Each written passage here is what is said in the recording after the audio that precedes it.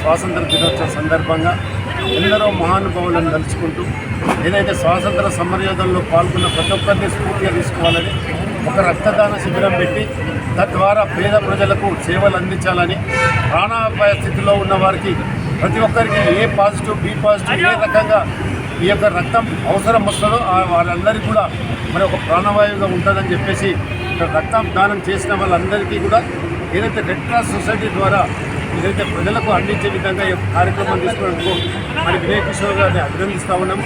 ఇది చాలా మంచి కార్యక్రమం. ఎందుకంటే చాలామంది బ్లడ్ ఇవ్వడానికి వెనుక ముందు అవుతారు, కానీ బ్లడ్ ఇస్తే ప్యూరిఫై అయ్యి మరి కొత్త బ్లడ్ పుట్టదన్న సంగతి చాలామంది తెలియదు.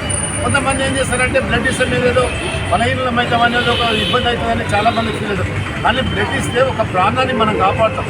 చాలామంది సమాజంలో మనం చూస్తున్నాం, వాళ్ళ తదనంతరము కళ్ళు దానం చేయడము, అవయవాలు దానం చేయడం, అది కాకుండా బతుకున్న వారికి రక్తదానం చేయడం అనేది చాలా గొప్ప విషయం. అందుకొరకే ఈరోజు మరి ఎంతోమంది మహనీయుల స్ఫూర్తిగా స్వాతంత్ర సమరయోధుల స్ఫూర్తిగా తీసుకొని నేటి తరానికి అదేవిధంగా భవిష్యత్ తరానికి తెలియజేయడం కోసమే ఇలా స్వాభిమాన్ పరిషత్ ఆధ్వర్యంలో రక్తదాన శిబిరం జరుగుతూ ఉంది. నాకు తెలిసి ఒక 30 సంవత్సరాల నుంచి రక్తదాన శిబిరం జరుగుతుంది. దాంట్లో నేను పాల్గొనే అదృష్టంగా భావిస్తున్నాను. మరొకసారి ఈ యొక్క స్వాభిమాన్ పరిషత్ కన్వీనర్ అయిన రాష్ట్ర వినయ్ కిషోర్ గారిని మరొకసారి అభినందిస్తాం.